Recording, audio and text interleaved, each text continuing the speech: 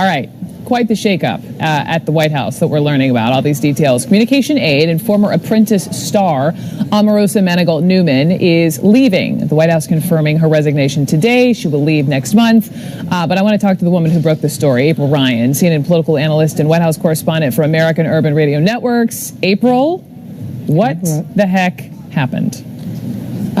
What the heck happened? Well, I'm sure General Kelly is saying that after this tumultuous, tense exchange twice with her last evening, the dual firing resignation happened last evening or yesterday, sometime in the evening. I'm still trying to pin that down. But what is known is that General Kelly has been tired of her antics. Even since Ryan's Priebus, no one has known what Omarosa's duties were. I was hearing things before about how Ryan's Priebus would say, look, you're operating outside of the scope of what I have set up here. And she said she would tell him, I don't have to listen to you. Now, here she's making $180,000 of taxpayers' money, and no one knew what she was doing. But what we do know that when General Kelly came in, he was very upset with her behavior, how she was stirring the president up.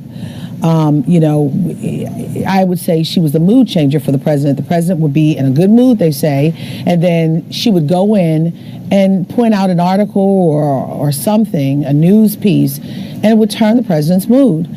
Omarosa is or was a friend of President Trump, and she used to have walk-in access, but that was cut. Walk-in access to the Oval Office. Oval Office, and apparently But General Kelly changed that. Yeah, he changed that, and that really bothered her. But General Kelly was very upset with a multiplicity of things. It's not just one thing, I'm told, because when I got the word early this morning, my text messages were coming at me left and right this morning, as I woke up, and one Republican, high-ranking Republican, who text messaged me said that he got word from someone in the White House who said mission accomplished.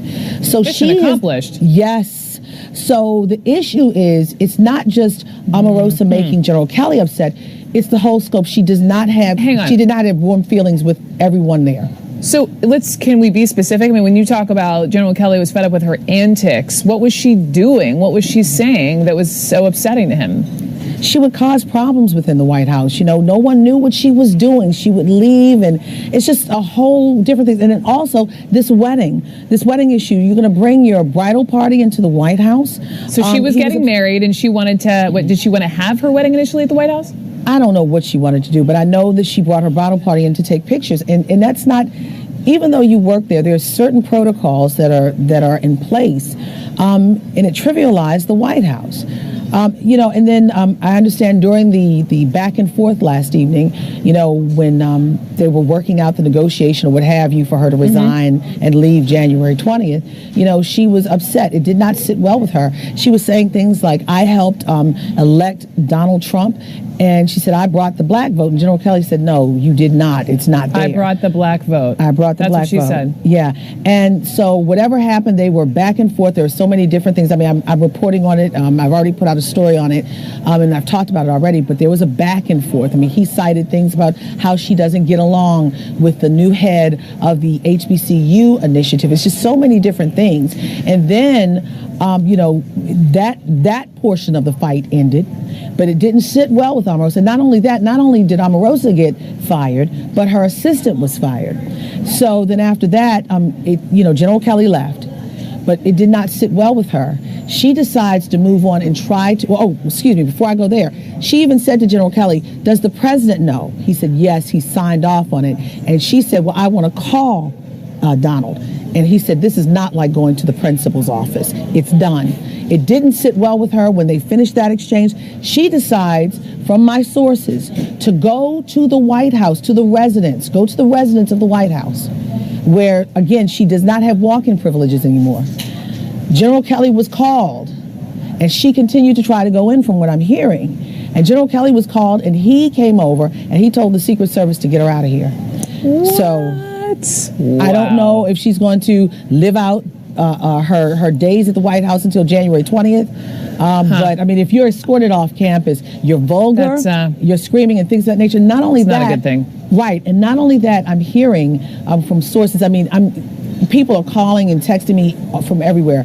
she's sending emails to an apology email to many people at the White House, saying something of the effect, "If I've done something to you, I'm sorry." It's getting out. Mm-hmm. Let me jump in. I've got two ladies waiting in the wings. We're going to talk to them. We're all going to have this conversation about the black female vote in Alabama. But Angela Rye and Simone Sanders, come on in. We're talking obviously about Omarosa and I mean, you've been listening to April's story and how she was trying to get into the residence, and we all know that's a no-no. Simone, did you ever have any issues or conversations with Omarosa? Any stories to tell? Look, much like everyone on this panel, we all know Omarosa, and yes, I've had a run-in with her at the National Association of Black Journalists Convention this summer. And I think what's important to note here is that Omarosa has had a particular brand and style of the way she has operated within the White House, and she likes controversy and high drama.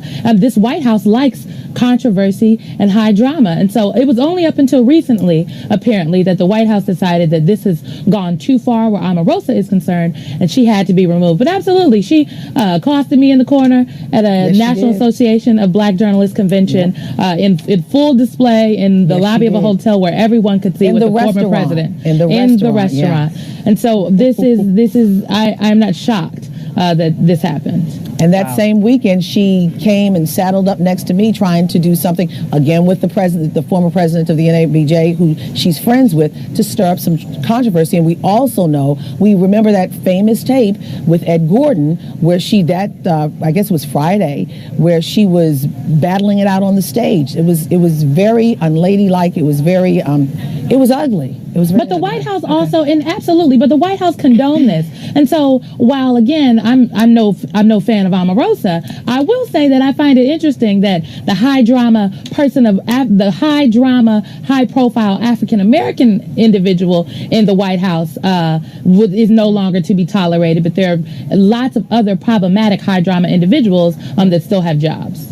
Brooke, go ahead, Angela. I want to hear you, and then I do want to talk about the black vote in Alabama. I want to talk about the black vote too. But Brooke, I'm going to do what you can't do, and what April and Simone are too good of people to do, and that's just going to be petty for a minute. Oh, Angela. Bye, Angela. girl. Oh, bye. Angela. We did it already on the podcast, April, but bye, honey. You have never represented the community. You are skin folk. We don't own you like Zora. Goodbye. Good riddance. Goodbye. Deuces. Angela, you know I have much love for you, but you know what? I don't delight in anyone's demise. I'm not delighting in her demise. I wish her the best, but Ladies. I will say no. Again, I don't think I can just speak for myself and maybe some other folks that folks weren't necessarily sad to see Omarosa go today. Okay, no. Omarosa out. We are turning the page, ladies. Yes. We're going to talk Alabama. Turn the page, Brooke, before you turn the page, April, let's go. Hold on. TMZ is reporting that the president would not be beyond the realm of possibility for President Trump to tweet something about "Thank you, Omarosa, for your service." So expect that tweet soon. Stay tuned for Twitter fingers. In the meantime, quick break. Black vote in Alabama next.